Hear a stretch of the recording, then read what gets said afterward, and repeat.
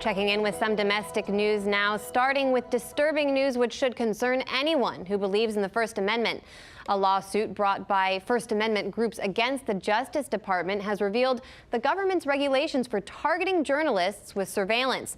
Documents now reveal the DOJ has rules which allow for the government to spy on journalists through the highly secretive Foreign Intelligence Surveillance Act, or FISA court. A 2015 memo signed by Obama-era Attorney General Eric Holder to the FBI outlines, quote, procedures for processing FISA applications targeting known media entities or known members of the media. The news has special implications for this network, as Drexel University professor Hanna Bloch-Schwebe told The Intercept that, quote, a probable example would be surveillance of reporters who are working for somewhere like RT, and as a consequence, anyone who is talking to reporters for RT. With press freedom in question, we're joined now by former UK MP George Galloway for his take. All right, George, this is the first time we've been able to confirm that the U.S. government actually spies on American journalists and foreign journalists using the FISA court. What's your reaction to this news?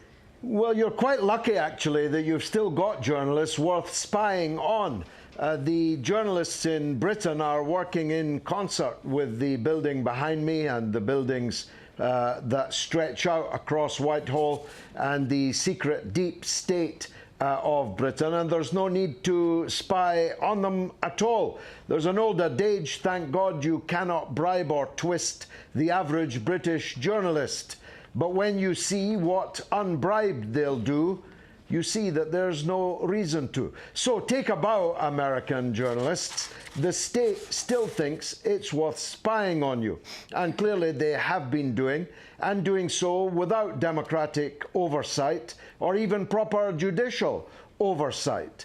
And you're lucky on a second level, Anya. The American people have a constitution. We do not. They have a Bill of Rights, effectively. We do not.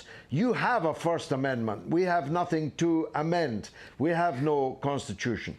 We trusted in the past on the British Constitution being custom and practice, and it was custom and practice that certain people should not be bugged, like members of Parliament. But I was a member of Parliament for almost 30 years, and I was being bugged. So, you know, a lot of the time, these protections that we think we have are just lipstick on the pig. And many in the mainstream U.S. media have been complaining ad nauseum about Trump's so-called war on the free press, because he's called outlets like CNN, for example, fake news. They've been generally hostile to him as well. However, although the Obama Justice Department signed this memo, now Trump's administration also enjoys these powers. So what does that say about the way our governments view the press? That, when all said and done, for all the finesse of one and the vulgarity of another, the deep state continues. Whoever is in the White House, the achingly liberal Barack Obama, nice suit Barack, but in fact he was the man who signed these documents, or his administration did.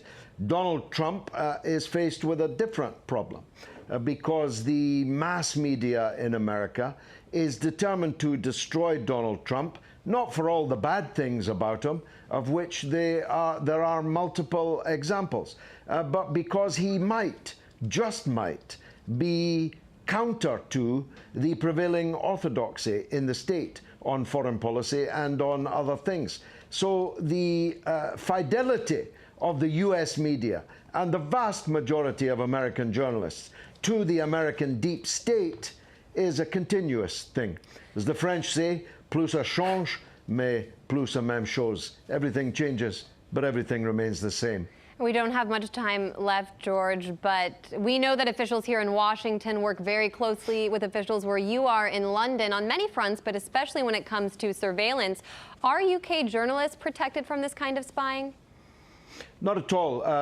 Not even members of Parliament elected by the people to govern, amongst other things, the security services are exempt from it. As I say, I was spied upon by the British state. It now transpires for almost all of the 30 years I was a member. So if the members of Parliament are not exempt, certainly the journalists are not. Thankfully, for the British state, most of them don't need to be policed. We'll leave it there for now, but look forward to speaking with you regularly on this show in Questions. Congratulations, Anya. Thanks a lot, George. We'll talk to you soon. Hey YouTube, thanks for checking out our channel. We hope you enjoyed the video. We have tons of content for you just like this. For more of RT America's one-of-a-kind news and analysis, be sure to subscribe and never stop questioning more.